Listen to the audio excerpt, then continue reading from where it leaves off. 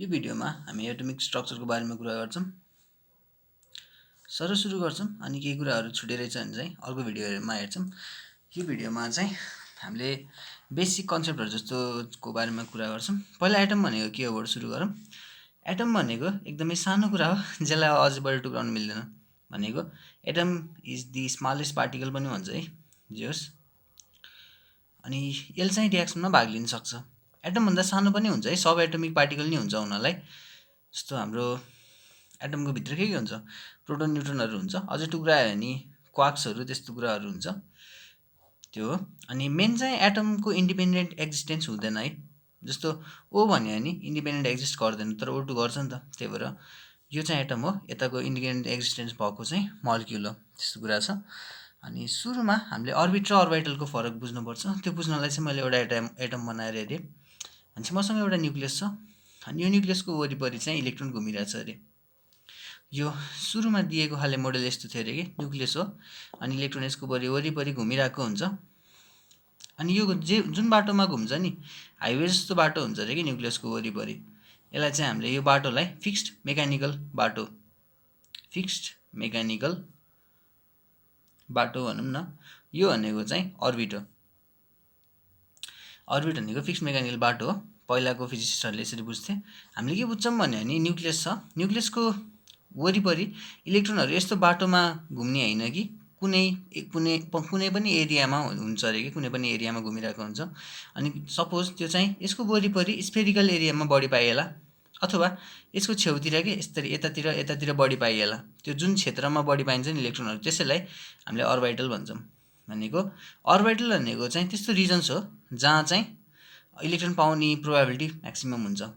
Reasons with maximum probability of के गर्ने locating electrons है, लोकेटिङ इलेक्ट्रोन्स यस्तो खाले फरक छ। अर्बिट भनेको चाहिँ फिक्स बाटो है छ इलेक्ट्रोन घुम्ने। अर्बिटल भनेको चाहिँ फिक्स बाटो हैन कि त्यो रिजन हो जुनमा चाहिँ इलेक्ट्रोनलाई भेट्टाउने प्रोबेबिलिटी बढी हुन्छ, त्यस्तो कुरा छ। अनि अर्बिटहरुको नामकरण हामीले नाम जस्तो के एलिमेन्ट भनेर गर्थ्यौं नि पहिला बच्चामा 19 मा हुँदाखेरि गर्थ्यौं। 288 जस्तो गर्थ्यौं नि, यहाँ चाहिँ इलेक्ट्रोन लेख्दै जान्थ्यो, यसरी गरेको हुन्छ। अर्बिटलहरु चाहिँ एसपीडीएफ भनेर लेखिन्छ हामीले चाहिँ, एसपीडीएफ भनेर चिनिन्छ।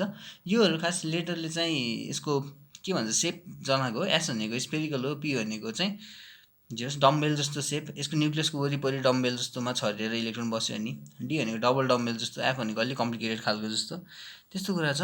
अनि हरेक अर्बिटलले जम्मा 2टा इलेक्ट्रोन मात्रै होल्ड गर्न सक्छ है। तर एउटा इनर्जी लेभलको लागि एस अर्बिटल एउटा मात्रै हुन्छ, पी अर्बिटल 3टा हुन्छ, डी अर्बिटल 5वटा हुन्छ, त्यसरी हुँदै हुँदै जान्छ।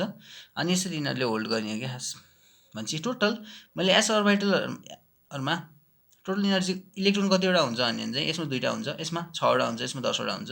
तर एउटा मात्रै अर्बिटलमा हुने इलेक्ट्रोन भनेको जम्मा 2टा हो, त्यो कुरा छ। अनि त्यसपछि सपोज मैले इलेक्ट्रोनिक कन्फिगरेसन बनाउनु पर्यो भने कसरी बनाउँछु कुरा छ। त्यो भनेको मैले फिलिङ हेर्न लागिरहेको छु, इलेक्ट्रोनहरु कसरी फिल गरिन्छ त नि अर्बिटलमा भनेर मलाई सोधिराख्छ यहाँबाट। त्यो भनेको एउटा अब्बा प्रिन्सिपल छ। अब्बा प्रिन्सिपल भनेको चाहिँ फिलिङको बारेमा हो, फिलिङ अफ एटमिक अर्बिटल्सको लागि हो। यो भन्न खोजेको एटममा जब अर्बिटलहरु भरिन्छ नि तब चाहिँ न्यूक्लियसको नजिकको अर्बिटलहरु पहिला भरिन्छ भन्न खोजे जस्तो हो कि। जुनको कम लेभल हुन्छ नि इनर्जीको तिनीहरु पहिला भरिन्छ। त्यसको लागि यसले लेखिन्छ 1s2 2s2 2p6 3s2 3p6 3d10 यो हुँदै हुँदै कि यसरी गर्यो। अनि त्यसपछि यो चाहिँ यस्तरी एरो देखायो तल तल तल यता हैन, यो यसरी आइराछ। अनि लेख्दाखेरि चाहिँ 1s2 2s2 2p6 3s2 यो हुँदै हुँदै गर्दै जान मिल्छ हामीले चाहिँ यसरी गरिन्छ।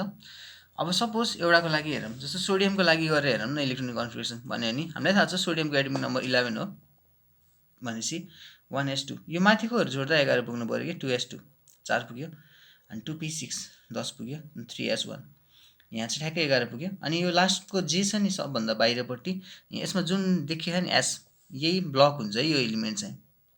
सोडियम चाहिँ यही भएर एस ब्लकको एलिमेन्ट हो। अनि यसको लागि मैले यो इलेक्ट्रोनको लागि 3s1 छ नि, यो एस ब्लकमा बाहिरपट्टि भएको एउटा मात्रै इलेक्ट्रोन छ अरे।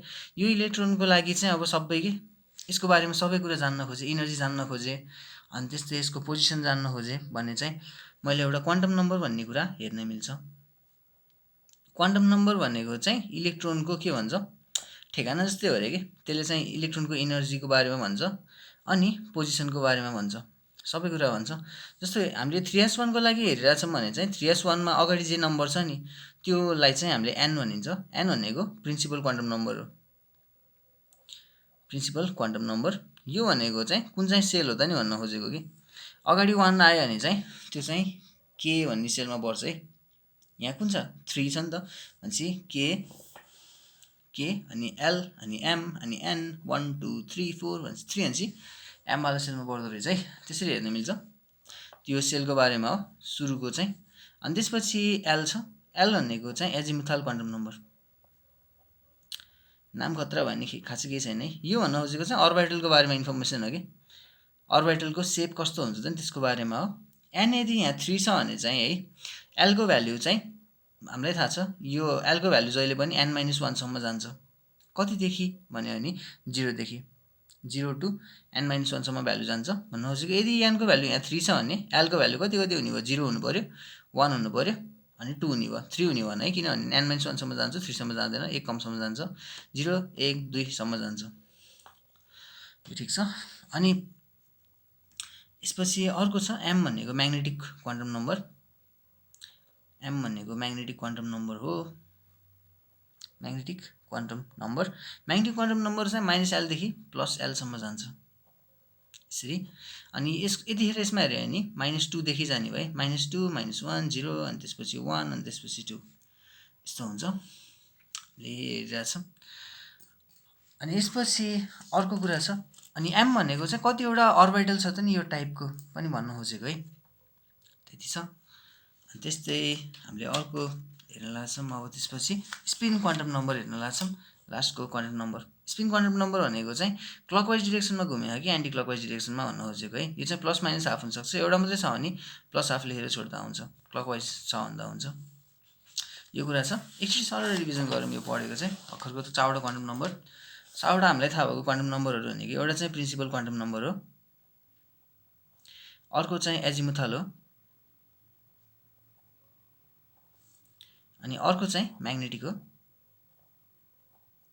अर्को चाहिँ स्पिन हो यति प्रिन्सिपल क्वान्टम नम्बरले चाहिँ सेलको बारेमा भन्छ सेल अथवा अर्बिटको बारेमा भन्छ एजिमुथलले चाहिँ अर्बिटलको बारेमा भन्छ एसपीडीएफको बारेमा भन्छ म्याग्नेटिकले चाहिँ त्यो हाम्रो जुन अर्बिटलहरू छ नि अर्बिटलहरू चाहिँ कुन टाइपको अर्बिटल कतिवटा छ भन्ने कुरा गर्छ कि त्यसले चाहिँ अनि स्पिनले चाहिँ त्यो इलेक्ट्रोनको स्पिनको बारेमा भन्छ त्यति कुरा हो अनि जस्तो सपोज एउटा इक्जाम्पल हेरौँ अहिले चाहिँ अर्कोको लागि हेरिदिउँ सपोज के को लागि हेर्ने जेको लागि हेर्नु भयो जस्तो 8O भनेर हेरौँ न अक्सिजनको एटमिक नम्बर 8 हो यसको लागि हेऱ्यो भने चाहिँ 1s2 2s2 2p4 भनेपछि मैले 2p4 को लागि हेर्नुपर्ने भयो है सबभन्दा बाहिर जे छ त्यसको लागि हेर्ने हो n इक्वल्स टु कति हुन्छ 2 हुन्छ भने l इक्वल्स टु कति हुन्छ 0 देखि यो -1 सम्म जान्छ अनि m को भ्यालु यो -l2 + l भनेको -1 0 र 1 हुन्छ यसरी अनि त्यसपछि स्पिनको चाहिँ प्लस माइनस हाफ हुन्छ यति कुरा सिम्पल छ यसैलाई हामीले इलेक्ट्रोनिक कन्फिगरेसन हुन्छ यो माथिकोलाई चाहिँ है इलेक्ट्रोन देखाइरहेछौँ नि त कुन अर्बिटलमा कतिवटा इलेक्ट्रोन छ भनेर देखाइरहेछौँ अनि अर्को कुरा चाहिँ यो l n l m र s छन् यो चारवटा भ्यालुहरू क्वान्टम नम्बरको यो चारवटा भ्यालुहरू कुनै पनि दुईटा इलेक्ट्रोनको लागि सेम हुँदैन अरे कि जस्तो यो 2s2 छ नि यसमा 2s मा चाहिँ दुईटा इलेक्ट्रोन छ नि त 1 2 हैन दुईटा इलेक्ट्रोन अटिरहेछ यो दुईटा इलेक्ट्रोनको यो कम बडीमा पनि तीनटा भ्यालु सेम होला अनि एउटा लास्टको स्पिन चाहिँ फरक भइदिन्छ अरे कि त्यो पनि हामी सम्झिनु पर्छ जस्तो हाम्रो फोन नम्बरमा कि बडीमा पनि 9 वटा नम्बर चाहिँ सेम होला तर एउटा त फरक हुन्छ नि सधैँ त्यस्तै हो अनि यो रुललाई चाहिँ हामीले पाउलिस एक्सक्लुजन प्रिन्सिपल भन्छौँ पाउलिसको एक्सक्लुजन प्रिन्सिपल यो भन्न खोजेको चाहिँ कुनै पनि एटममा भएको दुईटा इलेक्ट्रोनहरू हुन्छ नि त्यस्तो दुईटा इलेक्ट्रोनको यो चारवटै क्वान्टम नम्बरको भ्यालुहरू सेम हुन सक्दैन भन्छ कि कमसेकम एउटा मात्रै भयो नि फरक हुनुपर्छ अरे त्यही कुरा छ अनि त्यसपछि अब हामी जान्छौँ अर्कोतिर यो हामीले हेर्न लागेको चाहिँ de-Broglie प्रिन्सिपल भन्ने छ de-Broglie प्रिन्सिपल भनेको के हो बुझ्नको लागि हामीले पहिला पार्टिकल र वेभ भनेको बुझ्नुपर्छ कि पार्टिकल भन्यो भने म्याटरको कुरा गरिरहेको छ है। म्याटर भनेको जे कुरा छुन मिल्छ होइन, जे कुरा छुन मिल्छ। मैले कपी छोइरहेको छु, यो चाहिँ पार्टिकल हो एक प्रकारको होइन, यो चाहिँ म्याटर हो। वेभ भनेको चाहिँ एनर्जी हो, एनर्जी त छुन मिल्दैन नि त, वेभको फर्ममा हिँड्यो भने चाहिँ छुन मिल्दैन।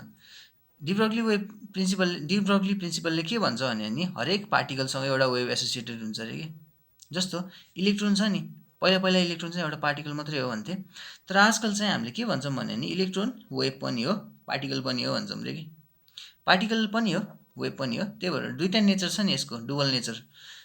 यसलाई डुअल नेचर नि भन्न पाइन्छ है हामीले इलेक्ट्रोनको है, यो कुरा छ। अनि यसको वेभलेन्थ केले दिन्छ भने नि lambda equals to H by P भनेको फर्मुला हो। एच भनेको प्लाङ्क्स कन्स्ट्यान्ट हो, हेरौँला। पी भनेको लिनियर मोमेन्टम हो, भनेको मास इन्टु भेलोसिटी हो। एच भनेको चाहिँ where H equals to Planck's constant है। प्लाङ्क्स कन्स्ट्यान्ट भनेको चाहिँ एउटा कन्स्ट्यान्ट हो, PLANCK, प्लाङ्कको कन्स्ट्यान्ट। अनि यहाँबाट हामीले वेभलेन्थ हेरिरहेछौँ, अनि तलपट्टि यस्तो छ, lambda equals to H by MB छ, यो फर्मुला हो। ल्याम्डा भनेको वेभलेन्थ हो। अनि यसमा हेऱ्यो भने के एच चाहिँ एउटा कन्स्ट्यान्ट हो, भी भनेको स्पिड अफ लाइट हो, यो पनि कन्स्ट्यान्ट हुनसक्छ। अनि यो एम छ, एम भनेको त मास हो नि त। यहाँबाट के देख्यो भने चाहिँ lambda is inversely proportional to mass जस्तो पनि देख्न मिल्छ कि। यो भन्न खोजेको केही कुरा एकदमै सानो छ, मासको छ भने बल्ल त्यसको वेभलेन्थ ठुलो हुन्छ कि। जस्तो हाम्रो त मास एकदमै ठुलो हुन्छ नि त, त्यही भएर वेभलेन्थको अर्डर हेऱ्यो भने एकदमै सानो हुन्छ, त्यही भएर नेग्लेक्टै गरिदिँदा हुन्छ कि। हामी नेग्लेक्टै गर्छौँ, एकदम ठुलो अब्जेक्टको लागि चाहिँ वेभलेन्थ हेरिँदैन, यही भएर हो। त्यही भएर सानो कुराको लागि मात्रै वेभलेन्थ हेर्छौँ हामीले। तर हरेक म्याटरसँग एउटा वेभ एसोसिएटेड हुन्छ, अनि त्यसको वेभलेन्थ निकाल्न मिल्छ। त्यस्तो खाले वेभलेन्थ भएको म्याटरलाई म्याटर वेभ पनि भन्छ है भन्नलाई, त्यो भइहाल्यो। डिब्रोग्ली प्रिन्सिपल यो हामीले डिराइभ गर्नुपर्छ। कसरी गर्ने भने एकदम सजिलो छ। त्यो गर्नको लागि मैले E इक्वल्स टु HF भन्ने इक्वेसन राखेँ। एच भनेको प्लाङ्क्स कन्स्ट्यान्ट हो, एफ भनेको फ्रिक्वेन्सी, अनि अर्को चाहिँ E equals to MC square. यो देख्दै यस्तो छ नि, मास इनर्जी इक्विभ्यालेन्स, यो आइन्स्टाइनको हो। अनि यसमा यो दुइटालाई मैले इक्वेट गरेँ भने HF equals to MC square हुन्छ। कुनै कुनै बुकहरूमा चाहिँ यो एफलाई चाहिँ यसरी म्यू भनेर लेखेको हुन्छ कि, यसरी लेखेको हुन्छ। जे भने नि यो फ्रिक्वेन्सी नै हो कि, झुकिनु पर्दैन। और हामीलाई थाहा छ, अनि फेरि V equals to F lambda थाहा नि, यो वेभ इक्वेसनबाट कि velocity equals to frequency into wavelength हुन्छ। भेलोसिटीको ठाउँमा मैले सी लेख्न नि पाएँ किनभने नि यहाँ तल लाइटको भेलोसिटीको कुरा भइरहेछ, सी होइन, equals to frequency into lambda हो। मलाई चाहिँ यहाँ फ्रिक्वेन्सीको ठाउँमा हाल्न मन लाग्यो भनेपछि सी बाई ल्याम्डा लगेर यहाँ हाल्न मिल्छ। H into C by lambda equals to MC square हुन्छ, और lambda equals to H by MC आउँछ। सी भने नि भी भने नि आखिर एउटै कुरा हो, त्यही भएर हाम्रो फर्मुला चाहिँ हामीले यसरी प्रुभ भयो भन्छौँ। अनि यति कुरा छ। अनि अरू केही छुटेछ भने चाहिँ हामीले अर्को भिडियोमा हेर्छौँ।